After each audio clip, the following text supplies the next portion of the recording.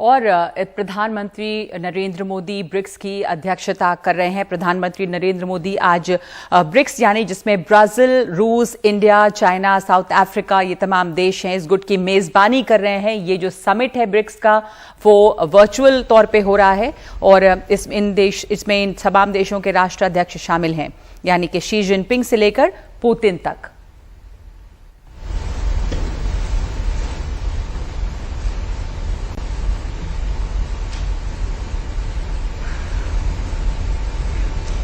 अफगान संकट के बीच में ये ब्रिक्स सम्मेलन हो रहा है। अफगानिस्तान इस दौरान एक चुनौती बनकर उभरा है, खास करके योर एक्सेलेंसीज, राष्ट्रपति पुतिन, राष्ट्रपति शी, राष्ट्रपति रामाफोसा, राष्ट्रपति बोल्सोनारो, नमस्कार।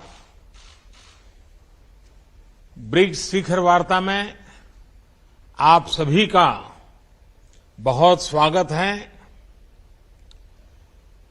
ब्रिक्स की 15वीं वर्षगांठ पर इस समिट की अध्यक्षता करना मेरे लिए और भारत के लिए खुशी की बात है।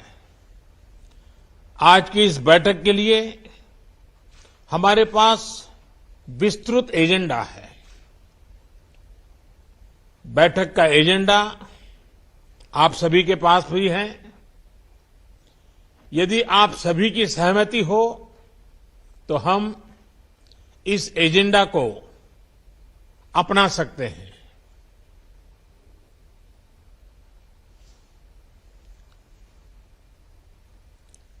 एजेंडा को स्वीकार किया जाता है।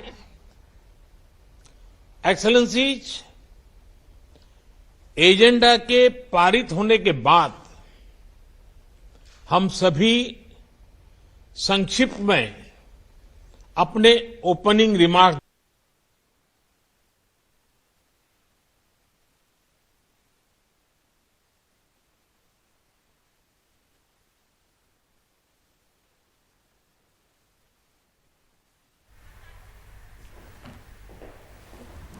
full cooperation from all BRICS partners and from everybody during this chairmanship, and I'm deeply grateful to all of you. के दौरान हमें सभी ब्रिक्स पार्टनर्स में और सभी से भरपूर सहयोग मिला है और इसके लिए मैं आप सभी का बहुत बहुत आभारी हूं।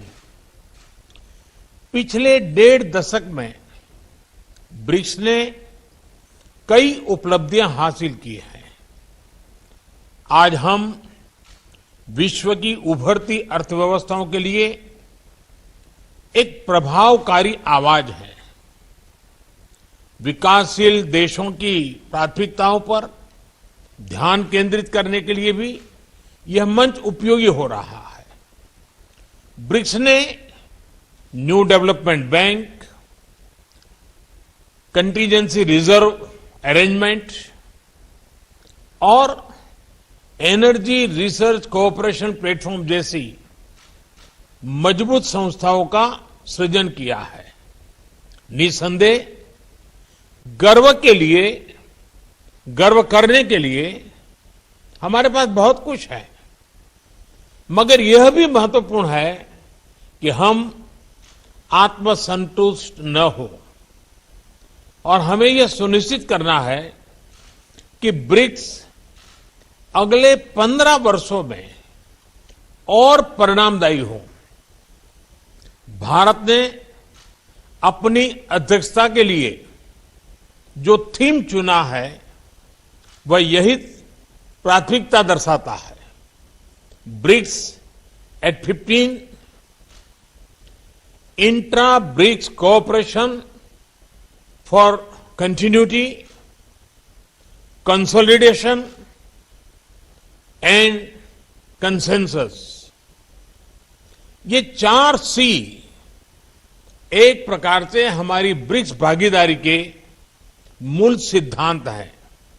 इस वर्ष कोविड की व्यवस्थाओं के बावजूद 150 से अधिक ब्रिक्स बैठकें और कार्यक्रम आयोजित किए गए, जिनमें से 20 से अधिक मंत्री स्तर पर थे। परंपरागत क्षेत्रों में सहयोग बढ़ाने के साथ हमने ब्रिक्स एजेंडा का विस्तार करने का भी प्रयत्न किया। इस संदर्भ में इस साल ब्रिक्स ने कई फर्स्ट हासिल किए, यानी कई चीजें पहली बार हुई। हाल ही में पहले ब्रिक्स डिजिटल हेल्थ सम्मेलन का आयोजन हुआ। टेक्नोलॉजी की मदद से हेल्थ एक्सेस बढ़ाने के लिए यह एक इनोवेटिव कदम है। नवंबर में हमारे जल संसाधन मंत्री ब्रिक्स फॉर्मेट में पहली बार मिलेंगे। यह भी पहली बार हुआ कि ब्रिक्स ने मल्टीलेटरल सिस्टम की मजबूती और सुधार, इस पर एक साझा पोजीशन ली। हमने BRICS counter terrorism action plan भी एडॉप्ट किया है। हमारी अंतरिक्ष एजेंसियों के बीच रिमोट सेंसिंग सैटेलाइट कॉन्स्टेलेशन समझौते से सहयोग का एक नया अध्याय शुरू हो रहा है। हमारे कस्टम्स विभागों के बीच सहयोग से इंट्रा ब्रिक्स व्यापार आसान होगा। एक वर्चुअल नेटवर्क के रूप में ब्रिक्स वैक्सीनेशन अनुसंधान और विकास केंद्र शुरू करने पर भी सहमति बनी है। BRICS alliance on green tourism एक और नई पहल है।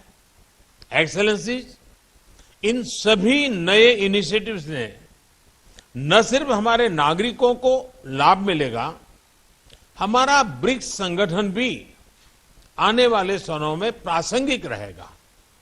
मुझे विश्वास है कि आज की बैठक ब्रिक्स को भविष्य में और उपयोगी बनाने के लिए उपयुक्त दिशा देगी। हम महत्वपूर्ण वैश्विक तथा क्षेत्रीय मुद्दों पर भी चर्चा करेंगे। अब मैं आप सबसे अपने ओपनिंग रिमार्क्स साझा करने का अनुरोध करता हूं। सबसे पहले मैं राष्ट्रपति श्री को आमंत्रित करता हूं।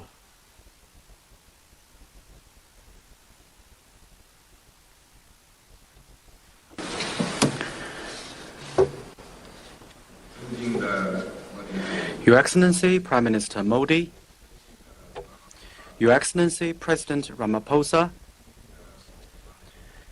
Your Excellency President Bolsonaro, Your Excellency President Putin, it's my great pleasure to meet you in virtual format and discuss BRICS cooperation. Prime Minister Modi, I want to thank you and the Indian government for the thoughtful arrangements. This year marks the 15th anniversary of BRICS cooperation. Over the past 15 years, our 5 countries have enhanced strategic communication. चीन के राष्ट्रपति Xi Jinping इस समय संबोधित कर रहे हैं BRICS सम्मेलन को, जो कि वर्चुअल समिट है, वर्चुअल शिखर सम्मेलन है। प्रधानमंत्री नरेंद्र मोदी ने इसकी अध्यक्षता की है और अपने ओपनिंग रिमार्क्स के बाद उन्होंने शी जिनपिंग को आमंत्रित किया है।